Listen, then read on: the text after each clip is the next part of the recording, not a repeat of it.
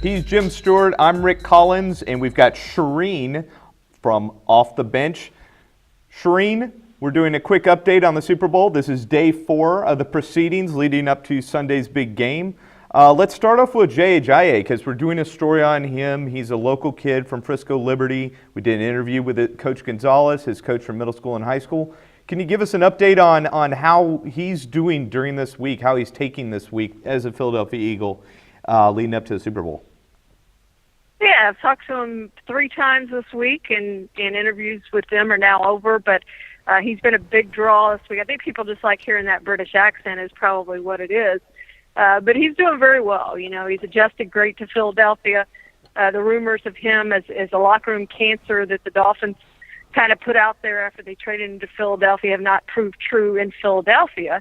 And he has fit right in that locker room, and his teammates think a lot of him. And he's been very effective and productive for the Eagles in the 7 games that he's played. And I think we'll continue to do that in the Super Bowl. They expect him to be a big part of the game plan going forward. We know they use multiple running backs, but he's going to be a big part of that going forward. And I just think he's excited to be here. You know, began his career as a soccer player and, born in London. And then when he moved to Frisco, obviously he talked about the influence of football in Texas and how big it is. And he really didn't have a choice but to learn the game and to play football. And he said when they put the football in his hands, he was just told to run away from people, and he's very good at running away from people. And so ended up making a career out of it instead of becoming a professional soccer player. And I think he's grateful for that, where he is obviously going to be on Sunday taking the field in the Super Bowl. Nothing bigger than that.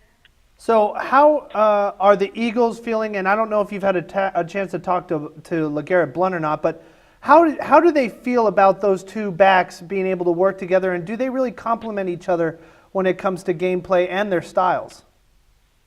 Yeah, they really do, and I did talk to LeGarrette Blount a couple times this week, and I think that's been a good combination for the Eagles. They both do a lot of good things in different ways, and I think they've been able to utilize that, and whichever one's been hot is the one they've gone to. And so I think they're very pleased with the way that combination has worked since they traded for Jay Ajayi in the middle of the season, and he's been able to work with LeGarrette Blount. And, Blount brings all this experience, and especially the postseason experience and leadership, and has not played on many bad teams in his career. Community college, he said he had a couple bad years at community colleges. Two of his 3 years with the Bucks were not good years as far as winning records, but since then he's won wherever he's been. New England, Philadelphia, Pittsburgh, even his first year in Tampa, he's won, and his record's incredible. He's 9-1 in the postseason. This guy knows how to pick teams and knows how to win, and he thinks that the running game's going to be a big part of Sunday's game, and those 2 guys are going to contribute mightily. Now, I'll say this, the last running back to earn MVP honors, I'm an MVP voter on Super Bowl Sunday, and the last MVP to win that was a running back was Terrell Davis from way back when. So it's been a while since we had a running back really star in this game. It's a quarterback league, as we know, and it's usually the quarterback or a defensive player like a Von Miller who just has a great game who wins that honor. Charean, let's move to the quarterback position. What do you think about this matchup between Nick Foles and Tom Brady? Obviously a guy with Nick Foles who, he's coming off kind of a short season for himself because of the Carson Wentz injury, and he's played phenomenally, but when you're talking about the Super Bowl and you're talking about going up against the New England Patriots, that's a pretty big hill to climb. And then Tom Brady with everything going on with TB12 and Belichick and all the rumors that are surrounding them.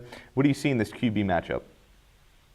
Well, it's funny, and Brady was pretty funny in his interview session on Wednesday, talking about why is everybody so eager for me to retire. I still feel like I can play into my mid-40s, and I think he certainly has shown that thus far, barring injury. He's at the top of his game still, and just keeps getting back to this game and keeps doing great things in this league. And I think he'll continue to do that. And then, Nick Foles, we've seen it before with backups. We saw it with Brady, in fact, in 2001, started the season as the backup and came in and obviously won the Super Bowl. And then, we saw it with Jeff Hostetler coming in late that season and winning the Super Bowl. So it's not unprecedented what he's trying to do, but I think it is a surprise. I don't think anyone thought Nick Foles would be the starting quarterback in the Super Bowl. And it's going to be interesting to see what the Eagles decide to do with him once the season is over, whether they seek to hold on to him or get some trade value out of him. But that to me is the most interesting matchup in this game is those two quarterbacks just from their journeys and where they came from. And Nick Foles almost retired, and Tom Brady almost retired after his year with the Rams. And here's Tom Brady talking about never wanting to retire. So kind of different dynamics between those two guys, and just a really interesting quarterback matchup. So I think what's very interesting right now, especially when it comes to Tom Brady, is the fact that the Patriots are the only team that are looking to do the 3 Super Bowls in 4 years, twice in their tenure. Do you think there's a lot of pressure on them right now, or do you think that Tom Brady has gotten used to the Super Bowl and seen if that spotlight is something that might affect Foles instead of Tom Brady? Yeah, Brady talks a lot about that, how he knows how to handle this week. He's been here enough. And I think that really helps the Patriots, that they know what to do. You know, the Eagles this week have practiced the long halftime. It's not the normal halftime. It's not the normal, the 15-minute halftime. We have a 30-minute halftime with Justin Timberlake performing. So, you know, there's going to be that big gap that those guys are not used to. So they've actually practiced that. The Eagles have. Well, the Patriots have been here multiple times. They know how to handle that situation. They know what it's like.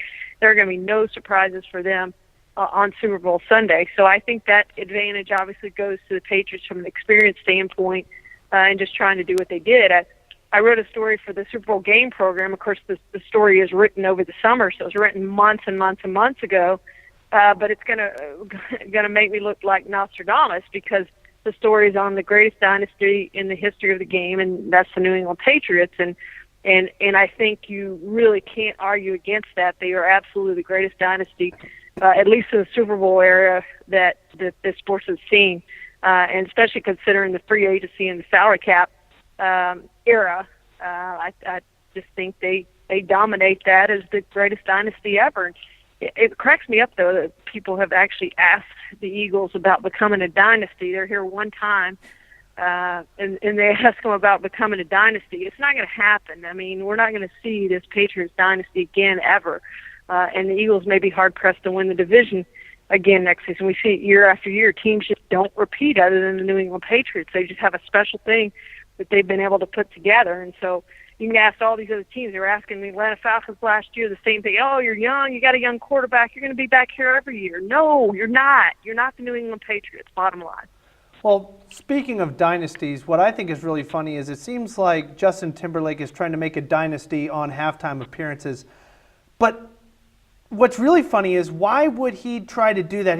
Apparently he likes to be during these halftime shows. It is a lot of publicity, but he's come out and said that he would never, ever, ever allow his son, who's currently 2 years old, to ever play football.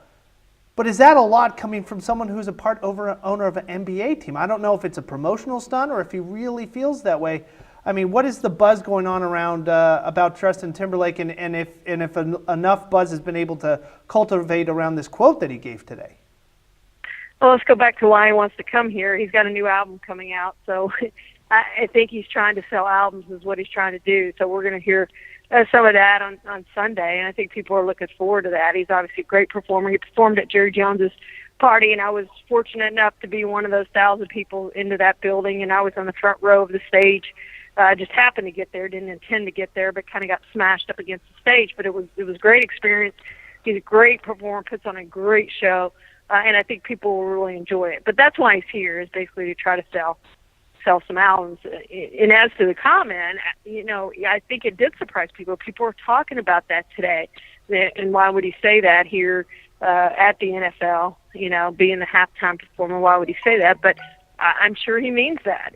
And I understand that. A lot of questions have been asked the players this week about CTE, about brain injuries, about the fear of that. And Malcolm Jenkins talked a lot about that today. And it's just a big topic, and I think it's going to continue to be a big topic. Super Bowls and otherwise, I think guys are going to continue to be asked that question. So, I mean, it sounds like Justin Timberlake, of course, is a great performer. Is there any news that possibly they're going to sneak in Janet Jackson as a surprise appearance? I hope not. the Super He Bowl says halftime no. show? He says none of those people are coming back. But there's usually a surprise that comes on. We usually kind of get word of it beforehand, but nothing so far on who might be joining him or if there is anybody joining him. So it's going to be interesting to see. I wouldn't expect it to be Janet Jackson after the wardrobe malfunction. I think it was 14 years ago, which time flies. Holy cow. And that was in Houston.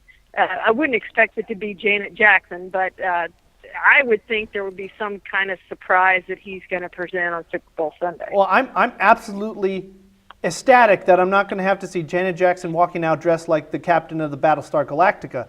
That is a great thing. He's right. The real question is like you said, Justin Timberlake is a great performer, and I think you said along the lines of he performed for 2 straight hours at Jerry Jones's party. So I don't think 30 minutes is a big deal for Justin Timberlake. No, and it's probably not enough time. They may have to shove him off the stage. They practice those things over and over again. So word will start to leak out here. They'll probably practice on Friday or Saturday, and word will start to leak out probably by somebody in there of what went on and how the show's going to be. So it's going to be fun. I always enjoy halftime, and I know we always rate them and everything, and a lot of people just watch for the commercials and the halftimes, and I understand that. That this year might be the greatest part of this whole game, might be the halftime and the commercials, especially for Cowboys fans. Well, Charean, thanks so much for checking in with us from the Super Bowl. It's going to be a really exciting game. We got one more update from her tomorrow, but yes. After that, it's going to be radio We're going to silence. have to wait for your review of the game when you come back to Dallas. Charean Williams from Pro Football Talk on the phone here with Off the Bench. Charean, just make sure that you get close enough to the stage of Justin Timberlake again so he sweats on you. Absolutely. It's shoved up against it. It'll be fun. All right. Thanks, Charean. This has been Off the Bench.